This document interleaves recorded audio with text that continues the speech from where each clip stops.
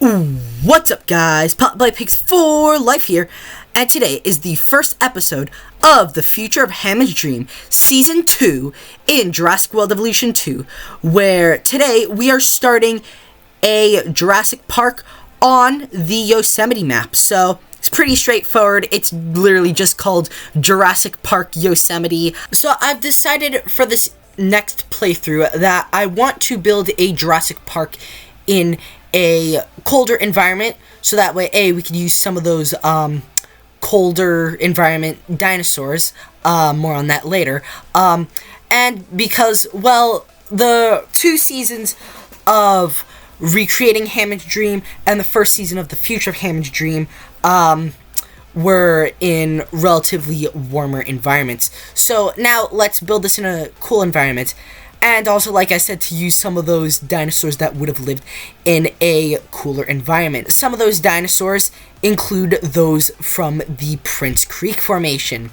So, in this first episode, we're going to be getting the Prince Creek Formation dinosaurs into the park. So those include the Edmontosaurus, Pachyrhinosaurus, the Alaskacephale, which, if you haven't seen my latest multi-campaign video, we're using Stygimoloch as Alaskacephale, so that way we don't have to worry about the whole Stygimoloch and Dracorex being just juvenile Pachycephalosaurus, as well as the Alaskan Troodontid. So yeah, I should really get into the habit of using the word Alaskan Troodontid instead of just Alaskan Troodon, since that is no longer a valid genus. So while there are going to be plenty of dinosaurs in this playthrough that lived in an environment that was regularly cold and snowy, there's also going to be some dinosaurs that didn't necessarily live in a cold, snowy environment. However, if I just stuck to the species that lived in a cold, snowy environment, we would have maybe like 3 different dinosaur formations. Those being the Prince Creek Formation, the Hansen Formation in Antarctica with Cryolophosaurus and Glacialosaurus. And then based off that one Walking with Dinosaurs episode, we would also have Muttaburrasaurus and Australovenator. So yeah, because of that, I'm adding like a few more species that could have maybe survived in a relatively cooler environment. So, for example, there normally wouldn't be any stegosaurids in this environment, so because of that, I decided that this would be a great time to use Weyerhaeusaurus, Kelmaisaurus, and Zungaripteryx from the Tagulu group. Also, I was thinking the Cloverleaf Formation could also work, so like Acrocanthosaurus, Sauroposeidon, Deinonychus, Tenontosaurus, which we're going to use Maiasaura as Tenontosaurus, and Sauropelta. And then I decided to also do some Kyparowitz dinosaurs, so those being Nasutoceratops, Utahoceratops, Echinocephalus, Parasaurolophus pseudocristatus, Talosampsoni, and the newly added quote-unquote Utah Raptors, because I mean really they're Atrociraptors, but you know what, we're gonna pretend that they're Utah Raptors, okay? The power of imagination. But anyways, so I do apologize in advance that this first episode is going to be very, very boring, because so I was starting the Prince Creek enclosures when I realized this map is huge. Like, yeah, this map is like ginormous. So I really wanted to use all the space on this map. So because of that, a good like 85 to 90% of this video was spent just planning out where everything is going to go on the map. So I do apologize that there isn't really too much dinosaur action going on other than, like I said, the Prince Creek dinosaurs being added. But I did want to make sure that the tour was up and running and that all of the guest areas had power. So, I didn't really work too much on the guest areas. Okay, I did work on one guest area in depth, as well as, the, guest entry area, so, like, with the visitor center and all. But other than, like, adding in, like, path, ranger stations, and power stations, I didn't go into, full detail, like, adding in, like, amenities or hotels or stuff. Except, like I said, on one section, which also is going to have an aviary for some Zungaripterus. So the main goal of this video was to plan out where the tour was gonna go and where all of the enclosures are going to go. And I did also add in some viewing towers and viewing galleries, so that way guests could view the dinosaurs. And I did also incorporate the zip line that was added for the 1-year anniversary of Jurassic World Evolution 2. I used those to add in some areas where guests wouldn't be able to get to, like, by the tour. However, basically, like, I added, like, small little areas, like, in the middle of the two largest enclosures, one of them being the Prince Creek enclosure, and the other one being an enclosure for some cloverleaf formation dinosaurs, which include Sauropelta, Tenontosaurus, and Sauroposeidon. So yeah, so I used the zip lines, so, like, one zip line going to that area and the other zip line getting back, and I did also add in some viewing platforms, some viewing galleries, as well as a few amenities and toilets here and there. But yeah, so thinking about it, I actually do like that format of our Jurassic Park playthroughs, like the sandbox playthroughs where we build in the Jurassic Park era, where, like, the first video is spent just planning out where everything is going to go, and then, episode after episode is where we start adding in the dinosaurs and customizing the guest sections. But yeah, so I might think about doing that from now on. That does mean that the first episode of each Jurassic Park playthrough is going to be a little bit boring, but I mean, if you don't want to, you don't have to watch it, I guess. Though it is helpful to know, like, where everything is gonna go. However, like, that being said, I might just, like, recap, like, what we did and, like, where everything is gonna go in episode 2. But yeah, so that's my little spiel for now. I hope you guys enjoy the rest of this rather boring, rather tedious time-lapse. I just hope you guys, like, make the most out of it or something. And I'll see you at the end of the time-lapse.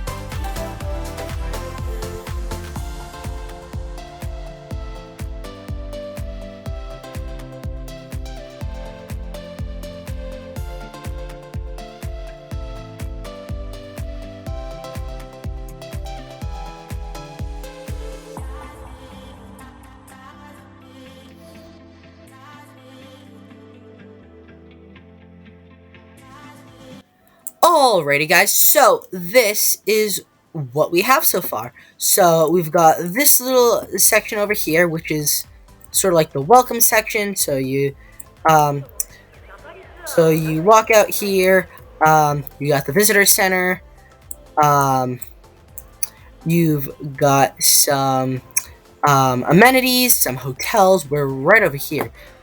You get a great view of the valley, so yeah, and then we've got a view of the Alaskan Troodontids. And then, so right over here, we've got an area where you walk out and you've got a viewing platform. So I think right in here we'll do some Pachyrhinosaurus dinosaurs. So here, here, here, and here. So this will probably be Utahraptor, Talosimpsoni, and then 2 herbivore exhibits. The reason we have to have 2 is because of Utaceratops cannot cohabit with Nasutoceratops. So yeah, they don't like each other. So yeah, anyways, so right over here, go on the tour through the Jurassic Park gate, and right over here we have got another Prince Creek exhibit. So we've got some Edmontosauruses, some Alaskacephales. Ooh, that's an interesting looking skin. And we've also got some Pachyrhinosauruses. Sorry if you can hear my brother playing the piano. And right here is where you're gonna stop. There's gonna be some amenities, and some hotels. We'll put a few hotels here, but really quickly, I want to try the Whee! Alright, hang on. One thing we should probably do is, oh my goodness, that is a tall boy. Oh, that looks, not gonna lie, it looks kind of awkward. Nope.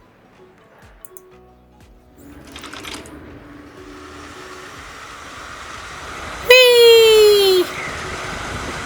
Look at the Pachyrhinosauruses! Whee! A North American relative of Styrac. Nice. Alright, so yeah, we're gonna put some amenities here, and maybe like a few hotels. This is gonna be an exhibit for Cryolophosaurus, and then this will be for Glacialosaurus. And then right over here, this is gonna be the prominent area for hotels, especially since, right here, hang on, we can fit both types of large hotels, so we can fit the Jurassic World hotels and the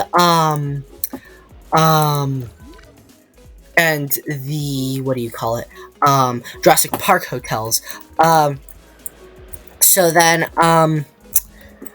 so one exhibit will be, so for the Pachyrhinosaurus, we're definitely gonna do Nasutoceratops and Utaceratops in their separate enclosures. And then what I would like to do is I would like to put Echinocephalus with one and Parasaurolophus ceratocrissatus with the other. But that's if we have enough room. Maybe I'll just put, yeah, no, we'll do Nasutoceratops and Parasaurolophus in here. And we'll do Utaceratops and Echinocephalus right in here. Perfect. This will be for Australovenator, by the way, and Muttaburrasaurus. We're gonna do Cretaceous Australia because of that one Walking with Dinosaurs episode. However, we're not gonna do the lagoons because it's way too cold up here to do lagoons. This enclosure is gonna be for Acrocanthosaurus, and then this is gonna be the big enclosure for Sauroposeidon, definitely. Sauropelta, and Tenontosaurus, which we've been using Myosaur. And so the only way to get there is via the Nope. The zip line. Whee! And then there should be like a bunch of dinosaurs here. But yeah. Man, just imagine the Sorpasines walking under you. Aw, that would be so cool. Alright, so, and then we could probably squeeze in a few hotels. Maybe I'll do that little trick where we have the, hotel right up against the, fence. Maybe. But then we'll put, like, a few amenities here. Oh yeah, and I forgot to show you this little area. So we've got some small amenities that I was able to squeeze here. Everyone seems to enjoy them. Well, I mean, except for shopping. But you know what? It's the best that we'll be able to get it, okay? So, anywho. This is gonna be for the Deinonychus. And then, right up here is gonna be, like, some viewing. And we'll be able to put, like, the, hotels... No, not the hotels. The amenities, the, toilets, and the, shelters, because they can align to the path. So we don't have to have angle snap on. And you know what? Maybe we'll connect it to this area over here. Which will be, so right here is some more viewing of the Utah Raptor. Some more viewing of the Talos-Sampsoni.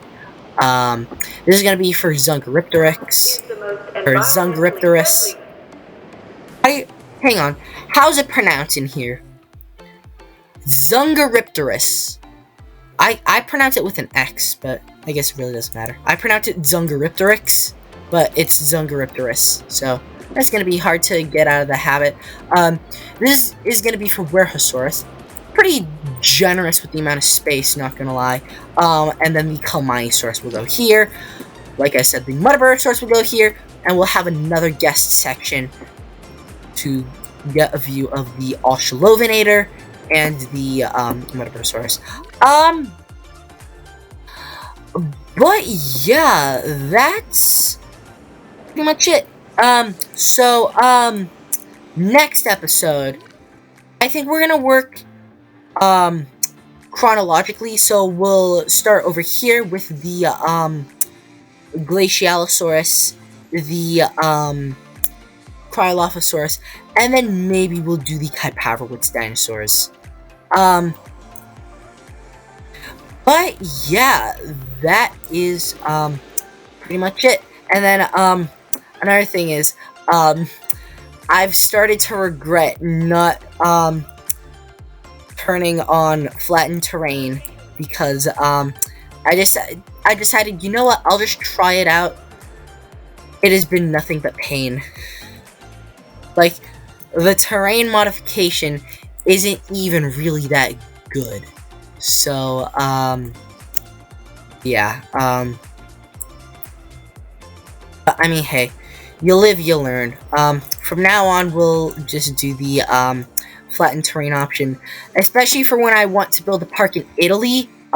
So, like, way in the future, we're gonna do Jurassic Park Italy with the Biosyn Sanctuary, map. And, of course, we're gonna have to, put on the flattened terrain to get rid of the, research compound. Oh yeah, I forgot to mention, this is just space for, amenities and, like, toilets and shelters and whatnot. But yeah, so, I already mentioned this, so sorry if I sound like a broken record, but next episode, this guest section, Cryolophosaurus, Glacialosaurus, and then we'll get started with this section as well, and if we have time, we can do some of the Kypavowitz dinosaurs. But yeah, that's pretty much it for this episode. Really hope you guys enjoyed today's episode. If so, please make sure to leave a like and subscribe to see some more Minecraft, Planet Zoo, and Jurassic World Evolution 2 content. And I will see you guys next time. Peace out.